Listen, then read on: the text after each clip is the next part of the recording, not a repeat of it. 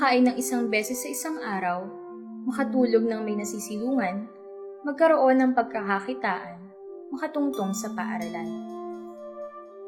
Para sa karamihan ng mga Pilipino, ito na marahil ang pamantayan ng pagkakaroon ng maayos na buhay.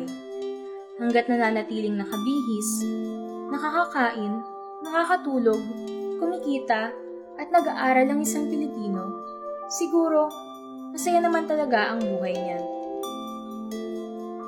Ngunit, ano nga ba talaga ang mga karapatang dapat na tinatamasa ng bawat Pilipino upang magkaroon ng maayos at may dignidad na pamumuhay?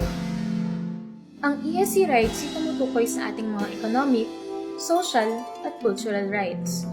Ang mga karapatang pang-ekonomiya ay sumasaklaw sa larangan ng paggawa, produksyon, at serbisyo, habang ang mga karapatang panlipunan naman ay tumatalakay sa pamantayan at klase ng pamumuhay. Samantala, ang karapatang pangkultura naman ay pumapatungkol sa buhay pangkultura, sining, at agham ng iba't ibang lahi at etnikong grupo. Nakapaloob sa ating ESC rights ang iba't ibang karapatang pantao. Una na nga dito ang pagkakaroon ng sapat na pagkain at malinis na tubig. Habang tinatamasa natin ang karapatan sa sapat na pagkain, nararapat lamang na nakakakain tayo hindi lamang isang beses, kundi sa bawat oras ng hapag. Mahalaga ring nabibigay ng pagkain natin ang sustansyang kinakailangan ng ating katawan. Kadugtong ng pagkakaroon ng sapat na pagkain ay ang karapatan rin natin na magkaroon ng access sa malinis na tubig para sa personal at araw-araw na pangangailangan. Ang mga karapatan sa sapat na pagkain at malinis na tubig ay dapat na natatamasa rin ng mga tao sa liblib na lugar, mga taong naapektuhan ng sakuna at ng digmaan, at kahit na ng mga taong nasa kulungan. Kasama rin sa ating mga karapatan ang pagkakaroon ng maayos, ligtas at komportableng tahanan. Bahagi nito ang paninirahan sa mga mapayapang komunidad na naaabot ng mga serbisyong pampubliko gaya na lamang ng kuryente at tubig.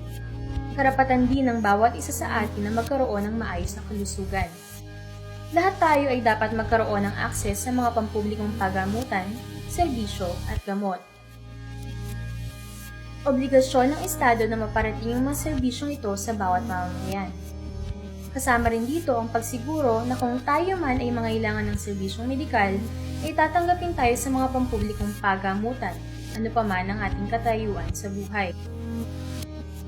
Bawat isa ay may karapatan ring makaranas ng libre at kalidad na edukasyon, anuman ang edad, kasarian, tinitirhan at kalagayan sa lipunan. Ito ay pagkilala na rin na ang maayos na edukasyon ay makatutulong sa atin upang matamasa pa ang iba pa nating mga karapatan. Tungkulin ng pamahalaan na siguraduhing pantay-pantay ang akses ng bawat Pilipino sa edukasyon, mula sa elementarya hanggang sa kolehiyo at maging sa bokasyonal na pag-aaral.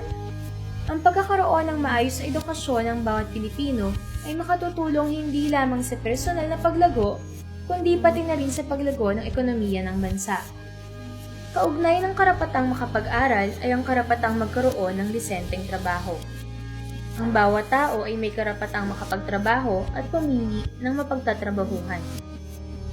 Bukod dito, karapatan din ng bawat tao na matamasa ang maayos na mga kondisyon sa kanilang pinagtatrabahuhan. Kabilang dito ang pagsigurong ligtas ang lugar na pinagtatrabahuhan, ang pagiging regular na empleyado, pagkakaroon ng benepisyo, at pag-organisa sa pamamagitan ng pagsali sa mga unyon. Ang bawat isa sa atin, anuman ang antas ng buhay, may trabaho man o wala, ay may karapatang magkaroon ng social security. Isinasaad sa karapatang ito na ang bawat mamamayan ay dapat na nagtatamasa ng mga pangunahing pangangailangan, serbisyo, at maging ng benepisyo sa pamamagitan ng mga pansigurong institusyon tulad ng SSS at GSIS. Tungkulin ng Estado na bigyan ng garantisadong proteksyon ng mga tao, lalong-lalo na ang mga walang kakayahang makapagtrabaho tulad ng mga buntis, mga may sakit at mga nakatatanda. Isang malaking bahagi din ng ating pagkatao ay ang kultura, Kung kaya naman kasama rin sa mga karapatan ng bawat mamamayan ang kalayaang makapamili at makilahok sa buhay pangkultura ng kanyang komunidad. Kabilang rin dito ang malayang pakikilahok sa mga gawaing pangsining at agham ng iba't ibang grupo. Ang mga karapatang ito na nakapaloob sa ESC rights ay taglay ng bawat mamamayan.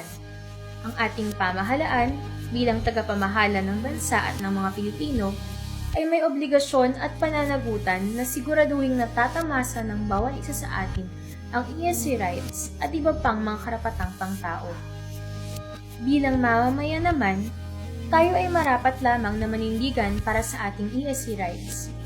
Marapat ding masigasig nating hingin sa pamahalaan ang pagtupad sa kanilang mga tungkulin at kung kinakailangan ay singilin ng ating mga namumuno kung hindi nila pinapahalagan ang ating mga karapatang pantao. Tumindig, humarap at lumaban para sa ating mga karapatan.